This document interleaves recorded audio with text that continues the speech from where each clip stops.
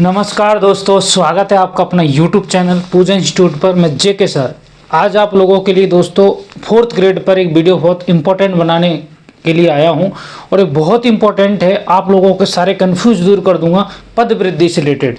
देखो, पद वृद्धि की मुहिम बहुत बड़े जोर से चल रही है और काफ़ी टाइम से चल रही है और उम्मीद है कि पद बढ़ के ही रहेंगे, क्योंकि दोस्तों सबका साथ अगर रहेगा तो पद 101% बढ़ेंगे। दूसरी एक गुड न्यूज़ ये है कि लगभग ऑल डिपार्ट से डाटा आ चुका है। अब मेरे को मेन चीज़ समझाने वाली बात ये है कि यार पद वृद्धि होती है, इसका प्रोसेस क्या है, ठीक है, ये कैसे होती है। सरकार और आपका जो बोर्ड एग्जाम कराया आलोक राज जी ने, अधीनस्थ बोर्ड, इनके मध्य कैसे क्या कोऑर्डिनेट होता है, कैसे मतलब पद वृद्धि करते हैं, तो मैं पूरा कंप्लीट प्रोसेस पूरा तंत्र को अच्छे से समझाने आया हूँ दोस्तों। जैसे कि आप यहाँ देख रहे हैं, पद वृद्धि में सरकार के मध्य और आरएसएस बोर्ड के मध्य में पद वृद्धि का जो प्रोसेस है, तंत्र को समझे क्या है। ऐसे नहीं कि डायरेक्ट आलोक राज जी ने बोल दिया हाँ चल मैं बढ़ा देता हूँ पद, तो बट ऐसे नहीं बढ़ेंगे। उसका एक कंप्लीट प्रोसेस होता है। उस प्रोसेस को ढंग से एकदम बिल्कुल सरल तरीके से मैं आपको समझाने आया हूँ दोस्तों, तो ढंग से आप समझिएगा। ये आपका थंबनेल जैसा कि देख दे एकदम सटीक न्यूज़ जिसमें आप मैं दूंगा, ठीक है, लेटेस्ट अपडेट है, ठीक है। क्या ये वो आपको यहाँ पर देख लीजिए। जैसा कि आप देख रहे हैं, ये आपका एक ट्वीट है जो आप लोग यहाँ देख सकते हैं। इस ट्वीट को, ये ट्वीट आपको जो राधे मीणा जी इन्होंने किया था और इन्होंने कंप्लीट एक पद प्रोसेस का बताया था। बाकी मैं भी आपको बताऊंगा। इनका एक बार पूरे ट्वीट को ढंग से पढ़ लेते हैं और इसको मैं एक्सप्लेन करके आपको बताऊंगा। दोस्तों बात ऐसी है, पहले इसको मैं ढंग से एक्सप्लेन कर देता हूँ, समझा देता हूँ आपको। फोर्थ ग्रेड है आपका, इस फोर्थ ग्रेड के अंदर 2025 पद वृद्धि का प्रोसेस इस प्रकार रहेगा। कैसे रहेगा? 140 टोटल डिपार्टमेंट है राजस्थान के अंदर जो फोर्थ ग्रेड के पद खाली, मतलब जहाँ से फोर्थ ग्रेड की पोस्ट होती है, मतलब वहाँ कुछ में वैकेंट है कुछ में नहीं है, वो सारा प्रोसेस आपको मैं बताऊंगा। 140 पद से वर्तमान में कुल कितने रिक्त पदों का डाटा ARD, ये देखो मेन चीज होता है ARD एक ऐसा है जो ही पदों को पता करता है, कितने पदों पर उसको स्वीकृति के लिए भेज रहा है, कितने पदों का डाटा मंगवाना है, ये कहाँ से कैसे मंगवाना है, मेन काम होता है ARD का। ARD बोलता है कि भाई ARD को ये एक तरह से मान के चलो आप कि एक तरह से कर्मचारी को मंगवाता है, कर्मचारी बनाता है, ये इसी यहाँ से सरकार लेती है ARD से। बाकी ARD कनेक्ट है किसी बोर्ड को या किसी संस्था को या किसी कंपनी को, ये बोलता है भाई हम इतने पद दे रहे हैं, इनको आप एग्जाम कराइए और इनका फिर हमें केवल इनको सेलेक्ट कैंडिडेट देइए, योग्य कैंडिडेट, ठीक है। तो ये मेन चीज़ है। तो ARD होता है, ARD को प्राप्त होगा उपरांत, मतलब जो कुल रिक्त डाटा है वो कितना है, वो ARD को प्राप्त होगा दोस्तों। ARD को प्राप्त होगा उपरांत ARD प्रशासन व वित्तीय स्वीकृति के लिए प्रस्ताव भेजेगा। मतलब ARD होगा जो वित्तीय स्वीकृति के लिए प्रस्ताव भेजेगा। इस पर सहमति के बाद उतने पदों पर बढ़ाया या अन्य कोई परिवर्तन किया जाएगा। मतलब मेन चीज़ है वो मैं आपको बताऊंगा आगे, अभी इसको पढ़ लो। अभी 140 में से लगभग 120 का विभागों से ARD के अनुसार जो सूचना मांगी वो प्राप्त हो चुकी। ARD ने सूचना मांगी भाई फोर्थ ग्रेड के कितने पद रिक्त है, ठीक है। अब उन रिक्त पदों में से 140 टोटल डिपार्टमेंट, उसमें से 120 का विभागों का आपके पास डाटा आ गया कि 120 विभाग इतने पद, अब कितने हैं अभी कंफर्म नहीं है, आ गया। अभी 20 विभागों का डाटा और बाकी है। आगे देखिएगा यहाँ पर क्या इसके तहत कार्य होगा, इतने पद बढ़ेंगे या नहीं कोई अन्य परिवर्तन होगा, वो सब फाइल उक्त स्थान पर आने पर ही क्लियर होगा। भाई फाइल आएगी उसी हिसाब से क्लियर होगी। RSM के हाथ में पद वृद्धि का कोई दूर दूर तक कनेक्शन नहीं है, ठीक है। तो मेरा मतलब क्या है समझाने का कि एक काम करता है आपका इसमें ARD, दूसरा काम करता है इसमें फाइनेंस डिपार्टमेंट और फिर तीसरा लास्ट में काम करता है इसमें RSSB बोर्ड। ये तीन चीज़ है मेन। ये होता है एक प्रशासनिक सुधार विभाग है, ठीक है।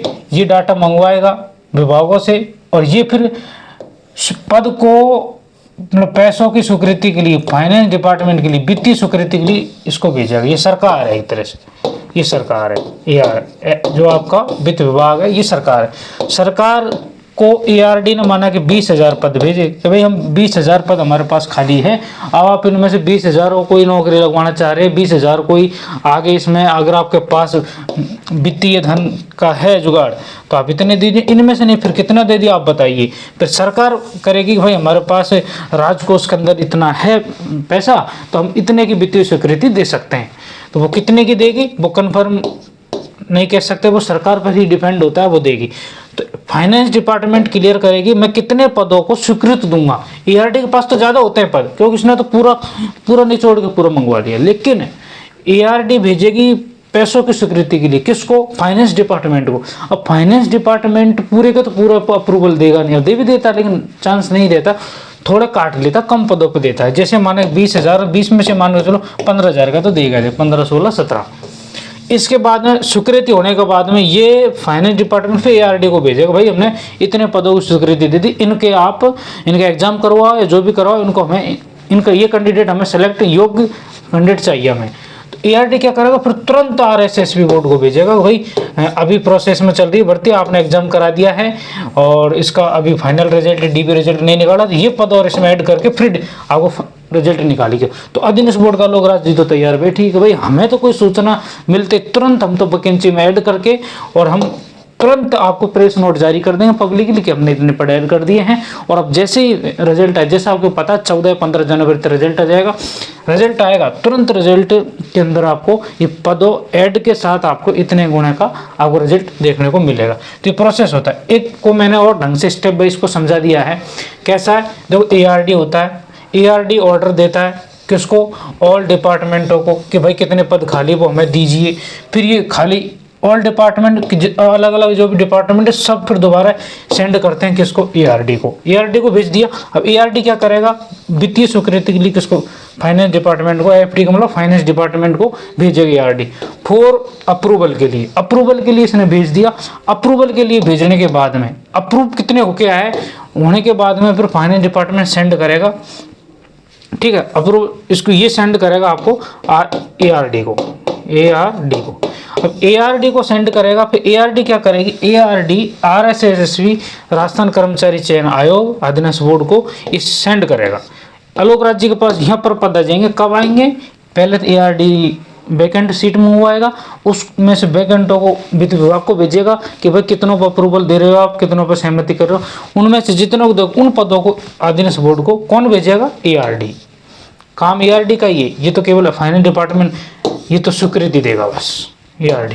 इसके बाद में अधीनस्थ बोर्ड के बाद जैसे ही आपको पास आ जाते हैं कि भाई 20,000 पद 4th ग्रेड में ऐड करने हैं, ये आ गए।